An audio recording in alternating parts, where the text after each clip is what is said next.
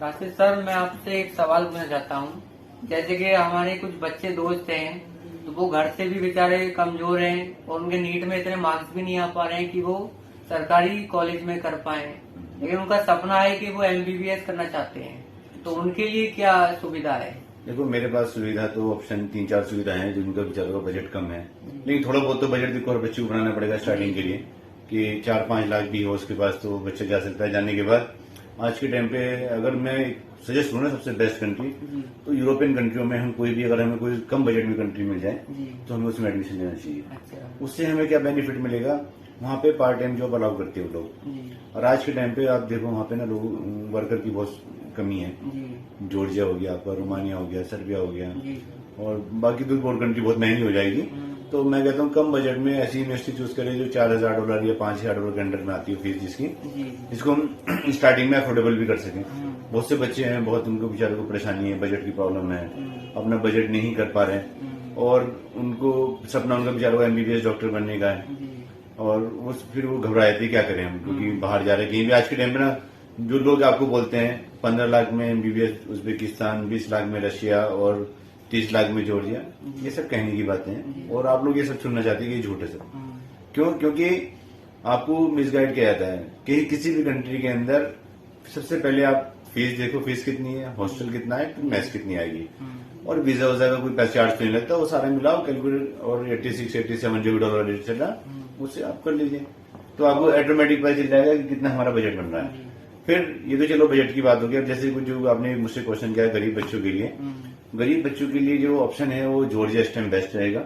वरना मेरे पास उज्बेकिस्तान में भी है जो कि 20 लाख में कंप्लीट हो रहा है, लेकिन उज्बेकिस्तान वगैरह, किर्गिस्तान या रशिया, ये लोग पार्ट टाइम जॉब अलाउ नहीं करते, लीगली अलाउ नहीं है। इलीगल कर सकते हो ऐसे नहीं, लेकिन पकड़े गए, पैसे गए, बच्चे का फ्यूचर खराब हो गया या कोई फाइन लग गया, तो हमें ऐसी कंट्री चूज करनी है जहाँ पे लीगल भी हो, एजुकेशन भी अच्छी हो, और हम पार्ट टाइम जॉब करके अपनी फीस और अपना खर्चा भी निकाल लें।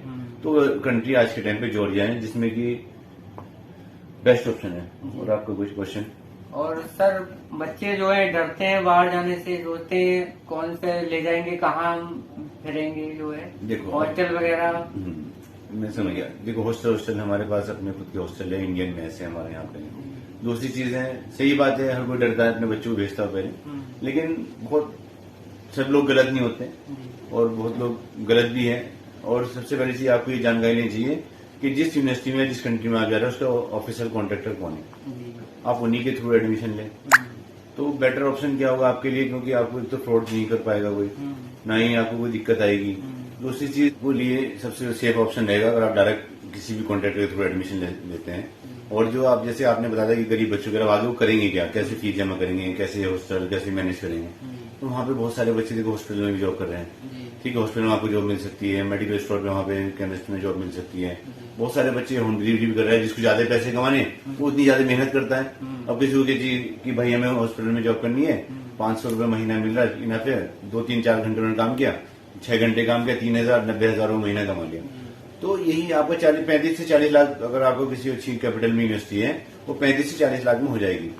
ठीक है, जो यूनिवर्सिटी की $5,000 फीस है, और किसी की 6,000 है तो 45 तक जाएगी, किसी की 8,000 है तो 60 लाख तक जाएगी। समझ गए?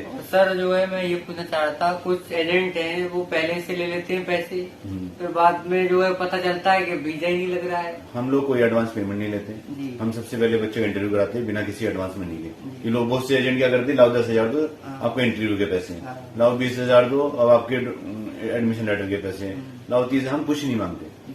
हमारे यहाँ सबसे पहले प्रोसीजर से आपका सबसे डॉक्यूमेंट भेजे आपने, डॉक्यूमेंट भेजने के बाद आपका इंटरव्यू हुआ, इंटरव्यू होने के बाद आपका एडमिशन लेटर आया, उसके बाद आपको एक स्लिप यूनिवर्सिटी की तरफ से आई $320 की, वो आपको आप पे करने हैं।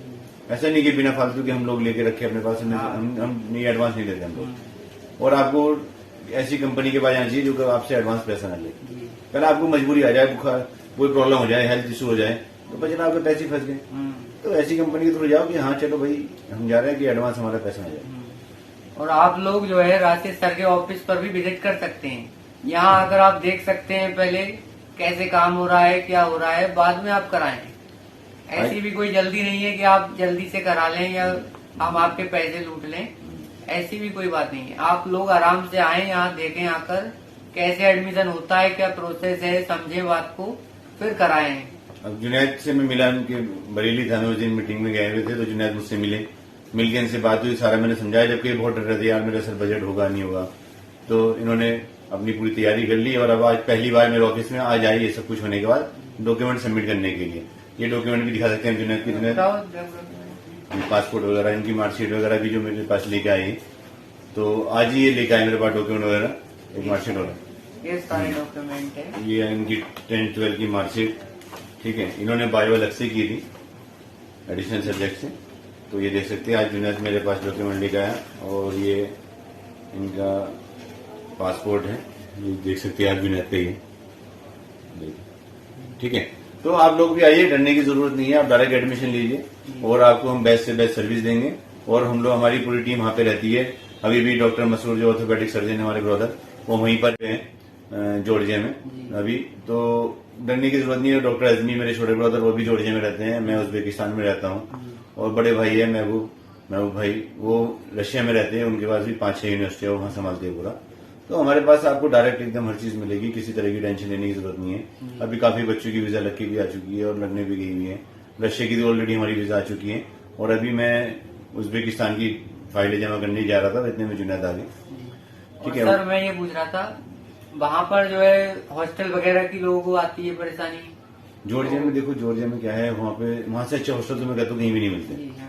वो आपको उज्बेकिस्तान हो, कजाकिस्तान हो, मैं हमारा यूक्रेन में बहुत बड़ा काम था, वहां भी हॉस्टल इतने अच्छे नहीं होते थे, अच्छा। क्योंकि वहाँ गवर्नमेंट हॉस्टल होता है। यहाँ पे क्या है, प्राइवेट सेक्टर में हॉस्टल बने हुए, जो 5 स्टार होटल थे उनको हॉस्टल बना रखा है, तो आपको एकदम लग्जरी मिलेगा, आपको लगेगा कि हाँ मैं कहीं आया हूँ यूरोप में पढ़ने के लिए। बस इतना ही है। अब आपके जो भी सवाल हो और तो आप मुझे डीएम कर सकते हैं, मैसेज कर सकते हैं, मैं आपके सारे सवालों के जवाब दूंगा। Okay, thank you. बाय।